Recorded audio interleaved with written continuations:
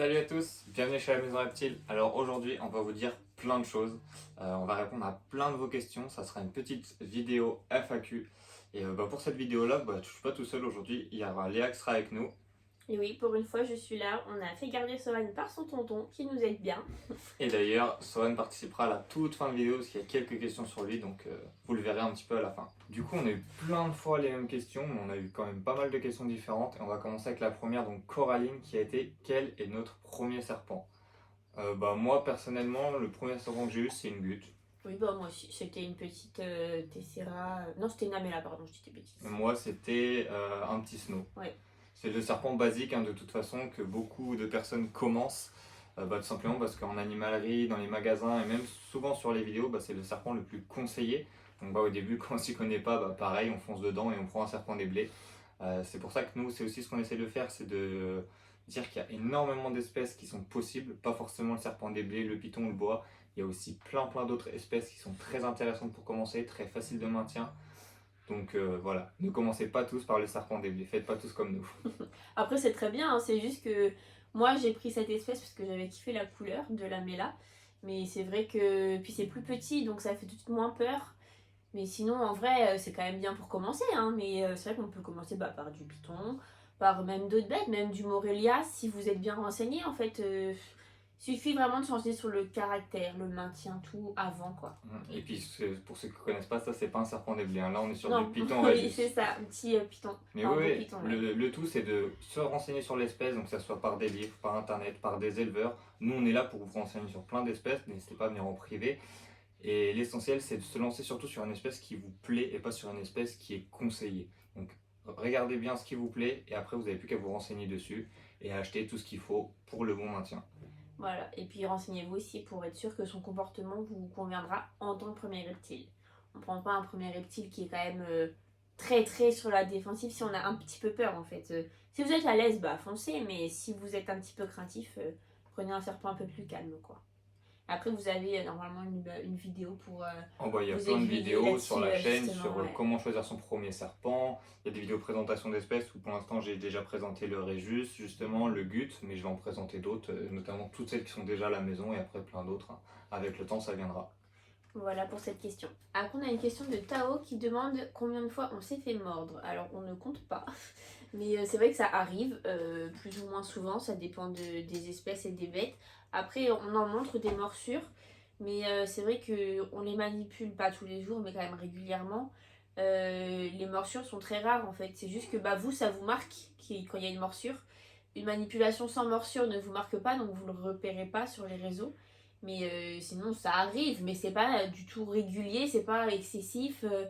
Je dirais, moi, je me suis dû me faire mordre en 4, bientôt 5 ans, une dizaine de fois maximum. Oui, et puis surtout, on a beaucoup d'espèces, donc on manipule Ouais. souvent quand même. On fait beaucoup de nourrissage aussi. Donc tout ce qu'on peut faire, et on le fait beaucoup en vidéo ou en live, c'est vraiment très peu. Et la plupart du temps, c'est des erreurs qui viennent de notre part. Ouais. Là, vous voyez, je peux le manipuler, mettre mes doigts juste devant et tout. Là, il est calme, je fais pas de geste brusque, je fais pas d'erreur. Là, il va pas me mordre. Après, les morsures de serpents et de varans sont très différentes. On s'est fait mordre plein de fois par des serpents.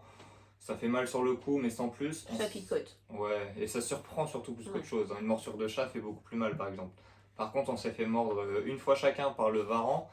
Là, c'est pas la même dentition, Ouais. ça fait un peu plus mal et surtout, il y a de l'enzyme à l'intérieur. Et moi, ça m'avait engourdi un peu le doigt pendant, allez, je dirais une vingtaine, trentaine de minutes. Et moi, j'avais pas désinfecté parce que je désinfecte jamais. Ça avait un petit peu, c'était un petit peu infecté parce que ouais, c'est beaucoup plus douloureux et puis ça se prévoit moins. Enfin, c'est moins, ça prévient moins. Ouais, et puis de toute façon, désinfectez-vous. À chaque Ouais, morsure, toujours, ouais. toujours un peu de gel, vous vous désinfectez.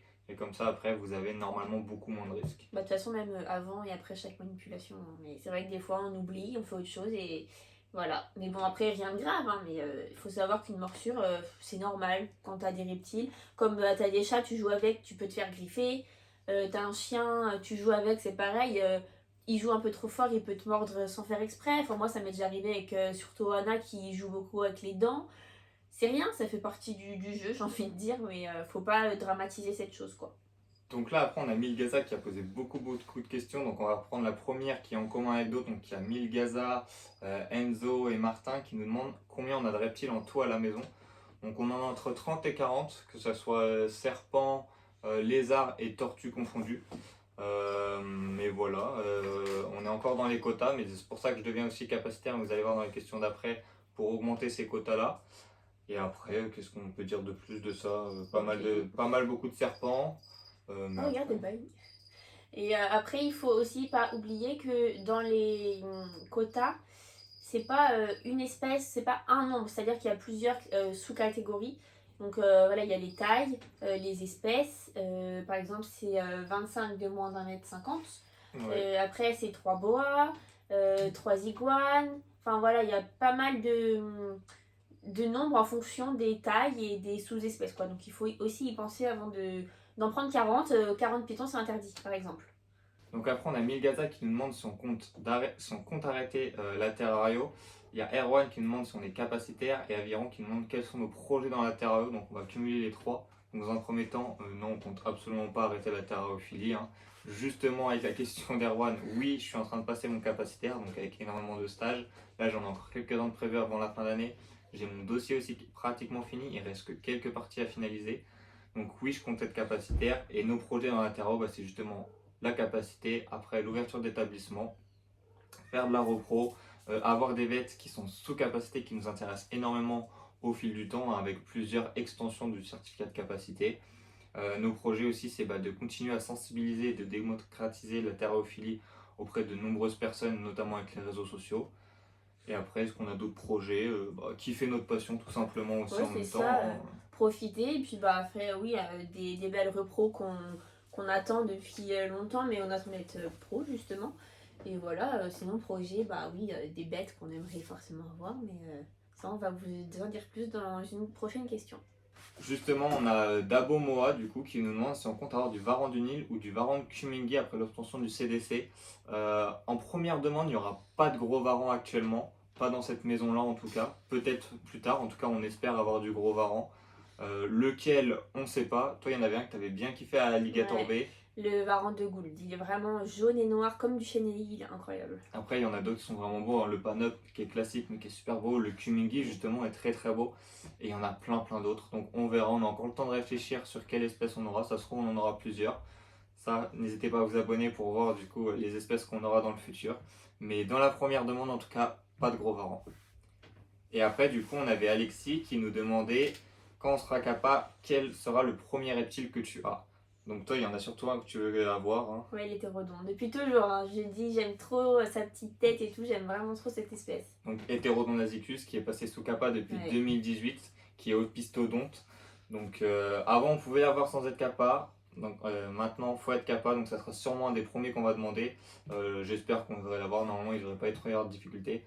Après, on en a quelques autres en tête, notamment une des tortues, et allez, on va vous dire direct, un scorpion aussi, Ouais. sûrement le Pandinus imperator. Peut-être d'autres, on verra aussi selon la place qu'on a pour l'AOE, parce qu'il n'y a pas que le capacitaire, il y a aussi l'AOE, donc faut qu'on puisse les avoir dans l'établissement. Mais en tout cas, pour la première demande, en premier, l'Heterodon nasicus, peut-être deux, trois autres. Et après, vous inquiétez pas, au fur et à mesure des extensions, il y en aura beaucoup d'autres, Ouais, j'espère. on espère pouvoir faire des sacrés. Enfin, un établissement qui est vraiment adapté pour que nos bêtes soient bien, ils aient toute la place nécessaire. Et voilà, que ce soit vraiment pour le bien-être animal avant tout. Puis pouvoir avoir plein d'espèces de rêves, hein, parce que pour ceux Ouais. qui nous suivent, on a énormément d'espèces qui nous plaisent Ouais. beaucoup, mais qui sont sous capacité, mais qui demandent aussi, par exemple, comme les varans, beaucoup de place et Et beaucoup oui, de sécurité. c'est ça. Et ensuite, il y a un commentaire de la maison des poilus qui nous demande, il faut aussi parler de nous. Donc en voilà certains. Bon, là, il y a une toute petite partie, hein. Ça, c'est nos 4 de nos petits bébés. On en a 7 à la maison. Il y en a un qui vient d'aller dans la gamme rideau, il est trempé. On en a 7 à la maison, là, des grands. Et après, on en a 6 autres qui sont là-haut parce qu'ils ont qu'une semaine. Mais voilà, on a nos petits bébés. On a nos chats adultes, bien sûr, qui vivent avec nous tous les jours. On en a 5. Et on a nos chiens.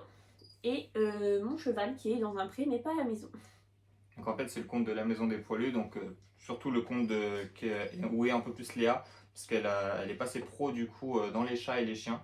Donc on fait de la reproduction de Maine Coon, donc ces magnifiques petits chats.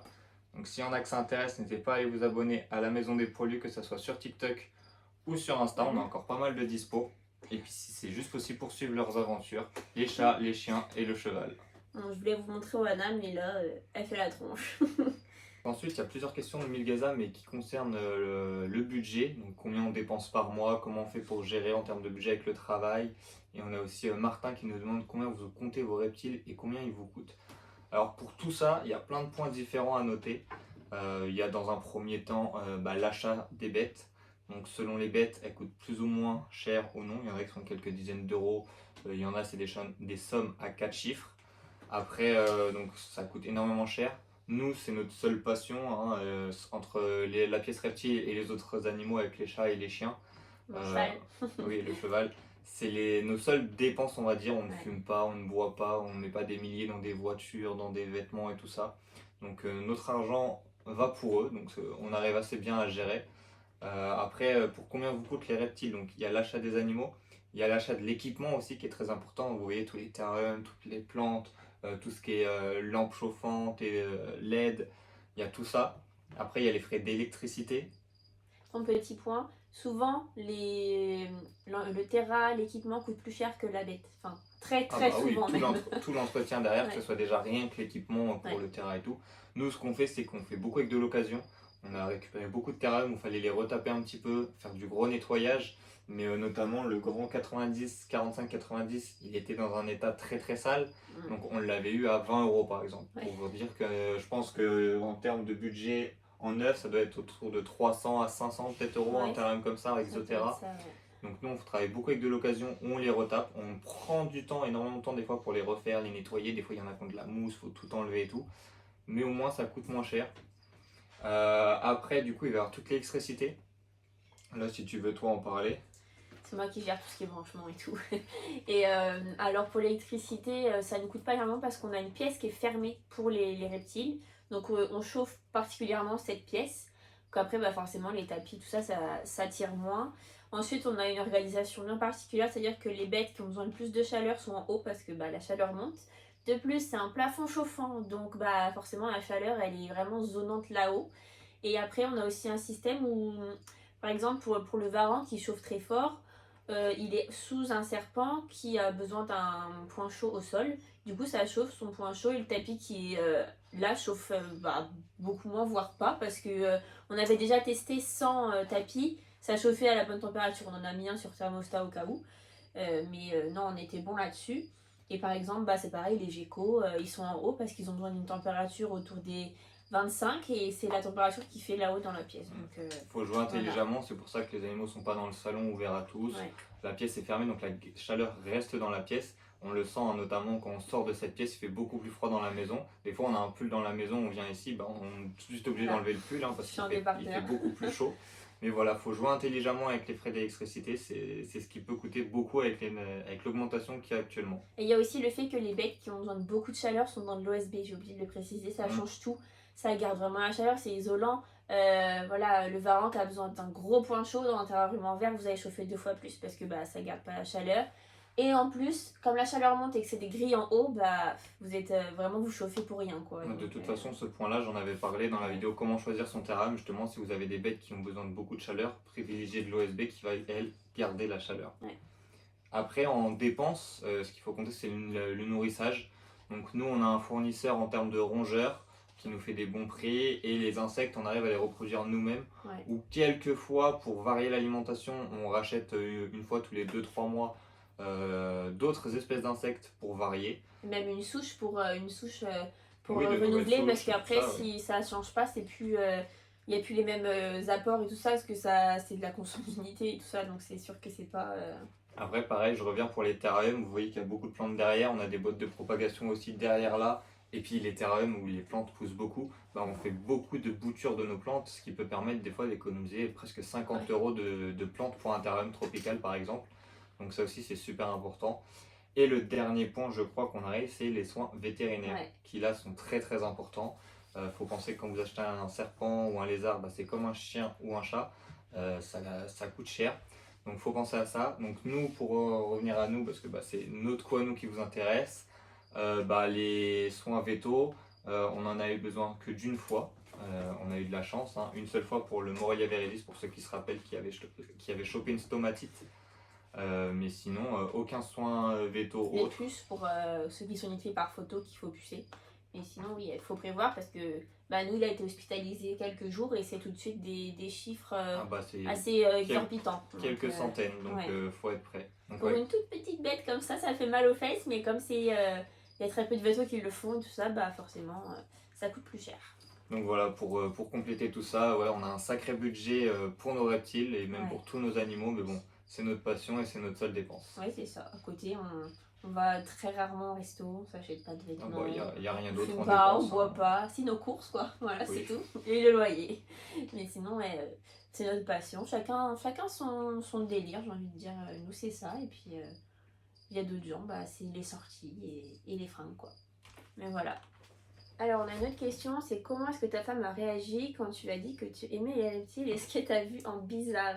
Alors non, en soi c'est l'inverse, c'est moi qui avais des reptiles avant Alexis. Donc bah, quand il l'a su que j'en avais, il était très content. Et quand on a emménagé ensemble, il a pu bah, en avoir aussi, puisqu'avant il ne pouvait pas chez ses parents. Mais moi j'en avais déjà, et de base je devais aussi passer le CDC. Mais comme je suis tombée enceinte, bah, du coup c'est les filles qui l'a passé tout seul. Mais non, de base c'est moi qu'on avait. Mais moi j'ai toujours voulu en avoir, donc Ouais. bah, c'était l'occasion et on s'est Voilà, c'est tout de ça. suite lancé tous les deux dessus. Après, on a une question, c'est comment les amis et la famille ont réagi sur cette passion quand on leur a dit qu'on allait en avoir. Bah, moi, mes parents, au début, c'était non. Et maintenant, ils en portent tous. Mes amis étaient très intrigués, mais dans le bon sens. Ils n'ont pas eu peur ou quoi que ce soit. Toi, ta mère, elle avait très peur, mais Bah, moi ouais. j'avais pas le droit au début, hein, donc Ouais. Maintenant, elle ça a se eu, passe bien. elle a eu peur, elle a fait des cauchemars, mais au début, petit à petit, c'est ce qu'on essaie de faire avec beaucoup de monde. Bah, on a réussi à le faire avec ma mère notamment. Après, elle est venue dans la pièce, elle a pu regarder quand j'avais dans les mains, elle a pu le toucher, et après, elle a réussi à en prendre un Ouais. carrément dans les mains. Bon, un petit, hein, j'essaierai Oui. pas avec le Morelia chenei, mais bon, ça se fait petit à petit. Et puis, bah, de ce qui est de mes potes, au début, ils ont trouvé ça un peu bizarre, mais Ouais. c'est pareil, tout de suite intrigués, il y en a qui en ont tout de suite porté, et puis bah, voilà. Après, il suffit de les habituer en vrai, et puis de leur montrer que ça craint rien. Ouais, voilà, c'est ce qu'on essaie de faire attention sur les réseaux, c'est montrer que ce soit à notre famille ou sur les réseaux sociaux que ça craint rien, qu'il est possible de les manipuler et qu'il n'y a pas tout le temps des morsures et que de toute façon ils ne sont pas dangereux. La preuve, hein, depuis tout à l'heure, je l'ai dans les mains, vous voyez. Pour l'instant, il se passe rien. Donc toujours 1000, hein. Mis à part les reptiles, penses-tu que tu vas bientôt avoir d'autres passions, comme par exemple les oiseaux? Direct, absolument pas. Dans un premier temps, déjà, les oiseaux, ça ne nous intéresse pas du tout. Non, C'est pas un animal qui nous intéresse plus que ça. En plus, moi, je trouve que ça fait beaucoup de bruit. c'est salissant. Après, il y a des choses qui sont super intéressantes. Hein. Je vois à des stages, il y en a qui en ont des élevés mains. C'est super cool. Ils se baladent dans le salon. Tu peux l'appeler, il vient. Mais ça ne nous intéresse pas. En plus de ça, on a déjà tous les reptiles, tous les chats et les chiens. Je pense qu'en plus, s'il y a des oiseaux qui se baladent dans le salon, je suis pas sûr que ça kiffe très bien avec les chats et les chiens. Ouais. Et après, de toute façon, même d'autres passions autres que les animaux, je pense qu'on a déjà beaucoup de bonnes passions qui Ouais. prennent beaucoup de temps à s'occuper, qui prennent énormément de budget. Donc non, pour moi, il n'y aura pas d'oiseaux, en tout cas, ça c'est sûr. Hein. Non, et puis moi, dans ma famille, on est tous allergiques aux plumes, donc je pense qu'on va éviter ce genre d'animaux en plus, même si c'est très beau et que j'aimerais bien, par curiosité, voilà, aller dans une maison où il y en a. Mais voilà, nous, on n'en aura pas chez nous. Et la dernière de 1000, du coup, c'est quel est le reptile le plus cher que tu possèdes? C'est l'iguane. L'iguane jaune albinos, qui vient de Belgique d'ailleurs, et c'est celui qui est le plus coûteux dans la pièce. Après, on en a d'autres qui sont pas mal aussi hein, niveau budget, mais ouais, c'est lui qui nous a coûté le plus cher. Ah, puis en plus d'être le plus cher à l'achat, ça va être aussi le plus cher dans tout ce qui va être autour, parce que tout ce qui est équipement, parce que bah, ça Ouais. demande un terrain beaucoup plus grand, beaucoup du coup d'aménagement. Il lui faut des UV, il lui faut une lampe chauffante. Pareil en nourriture, là lui c'est pas un serpent qu'on va nourrir une fois par mois, adulte, là lui c'est pratiquement tous les jours, enfin c'est même tous les jours. Il faut lui donner pas mal de légumes et de fruits et de végétaux diversifiés, donc ça coûte aussi énormément, donc que ce soit à l'achat ou après, ça reste le plus cher. Ouais. Après ça va, nous on a la chance d'avoir un jardin, donc on peut le nourrir avec beaucoup de choses qu'on a dans le jardin, mais sinon ouais, si t'as pas de jardin, tout ce qui est salade, fruits, légumes, ça coûte vite cher. Ah bah oui. Là on a Alpha qui nous demande pourquoi tu as décidé d'avoir autant de reptiles chez toi. Alors c'est la passion, hein. Au début on avait des gutes, après on a voulu du python, puis après on a voulu avoir d'autres couleurs. ensuite toujours plus d'espèces qu'on trouvait attirantes et tout ça. Mais voilà, après, on est quand même raisonnable. On n'a pas non plus envahi toute notre maison. On en a pas mal, mais voilà, on a beaucoup de diversité. Mais en soi, dans les quotas de chaque bête, on n'en a pas énormément. On voulait juste un peu de couleurs différentes, quoi. Sinon, Et puis il y a tellement de toute façon de diversité dans le monde du ouais, reptile que ça soit rien que si on prend juste les serpents, il y a tellement d'espèces différentes et au sein de la même espèce, il y a tellement de mutations différentes ouais, que bah, ça donne envie d'en avoir plein. Il y a tellement de choses intéressantes. On va avoir du désertique avec les géco-léopards.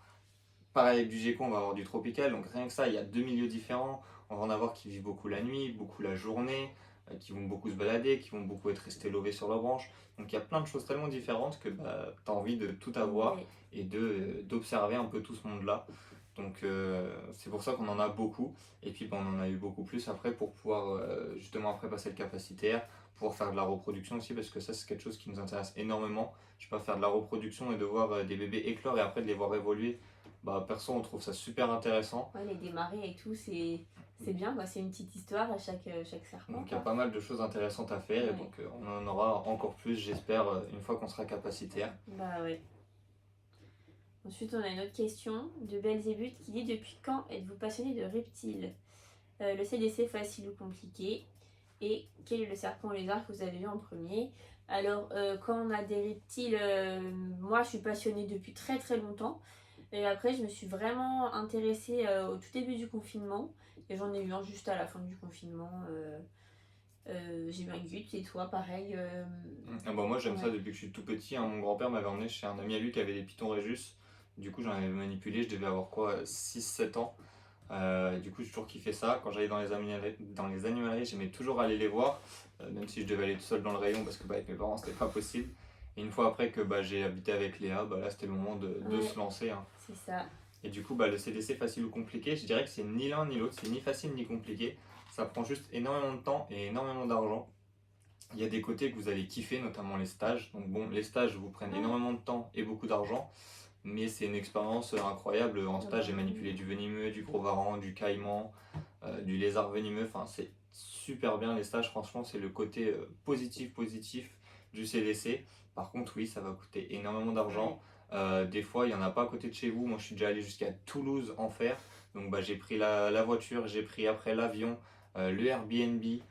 Donc, ça demande beaucoup d'argent, beaucoup de temps, parce que du coup, c'est beaucoup de week-ends que vous devez faire, voire des semaines entières. Ça Mm. dépend de ce que vous trouvez. Il y en a qui font des semaines entières, il y en a qui font des week-ends, il y en a qui font à la journée.